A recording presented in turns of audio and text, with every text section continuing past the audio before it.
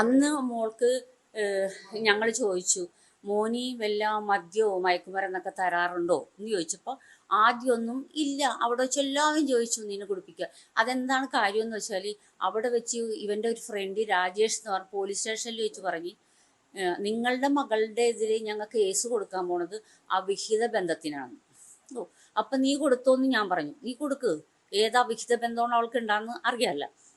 പിന്നെ ഞാൻ പറഞ്ഞു, നിന്റെ ഫ്രണ്ട് പിന്നെ മയക്കുമരുന്നും ഇനിയൊക്കെ അടിമയാണല്ലേ, ഇത് ഞങ്ങൾ അറിഞ്ഞില്ലാട്ടാന്ന് പറഞ്ഞു. അപ്പം ഇവൻ എടുത്ത വഴിക്ക് പറഞ്ഞത് എന്താണെന്നറിയാമോ, അത് അവൻ കഴിക്കുന്നതല്ല ഇവള് കഴിക്കുന്നുണ്ടെന്ന്. അപ്പം അതെൻ്റെ ചേട്ടൻ്റെ മോളോടാണ് പറയുന്നത്, ഭർത്താവിൻ്റെ ചേട്ടൻ്റെ മോളോട്. അപ്പം അവള് പറഞ്ഞു, ഞങ്ങളുടെ ഈ അനിയത്തിയല്ലേ, അപ്പം ഞങ്ങളുടെ തെളിവുണ്ടെന്ന്. അപ്പം ഞങ്ങൾ പറഞ്ഞു, അവൾ പറഞ്ഞു, ഞങ്ങളുടെ ഈ അനിയത്തിനെ ഞങ്ങൾക്കറിയാം, അതുകൊണ്ട് ഞങ്ങൾക്ക് തെളിവൊന്നും കാണണ്ടെന്ന്.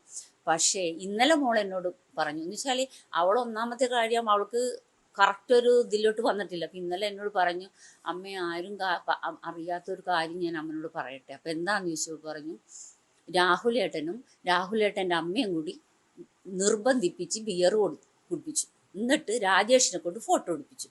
എന്നിട്ട് അമ്മ വീണ്ടും പറഞ്ഞ് ഒഴിച്ചു കൊടുക്കുന്നു. പക്ഷെ എന്തുകൊണ്ടോ അവനത് ഒഴിച്ചു കൊടുത്തില്ല. വേറൊരു ദിവസം സിഗരറ്റ് വലിപ്പിച്ചിട്ട് അതും ഫോട്ടോ എടുത്ത് വെച്ചിട്ടുണ്ട്.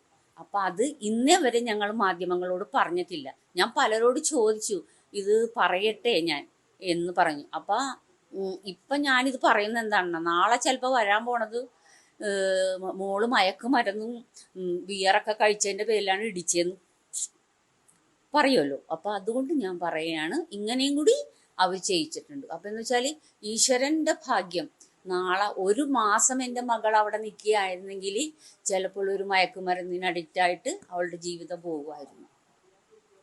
അതാണ് എനിക്ക് പറയാനുള്ളത്. അപ്പോൾ നീതി കിട്ടുമെന്ന് ഞാൻ പക്ഷെ ഇപ്പോൾ ഒരു ഇത് കിട്ടിയത്, അവൻ ബാംഗ്ലൂർ ഒരു സിംഗപ്പൂർ പോയെന്ന്. അതെങ്ങനെ പോയെന്ന്, ആരുടെ ഒത്താശയോട് പോയെന്ന് നിങ്ങൾ അന്വേഷിച്ച് കണ്ടുപിടിക്കുക. അപ്പോൾ ഇത് ഞാൻ പറഞ്ഞത് അതാണെന്ന് വെച്ചാൽ അറിയണം. അറിഞ്ഞില്ലെങ്കിൽ ഇത്രയും ദിവസം ഞങ്ങൾ അത് മിണ്ടാണ്ട് വെച്ചു. പക്ഷെ ഇപ്പം തോന്നി, ഇല്ല ഇത് മിണ്ടാണ്ട് വെച്ചാൽ ശരിയാവില്ല, ഇത് പറയണം. അപ്പോൾ അവരുടെ തെളിവുണ്ടല്ലോ. അപ്പോൾ അതുകൊണ്ടാണ് ഇടിച്ചതെന്നും പറയാമല്ലോ.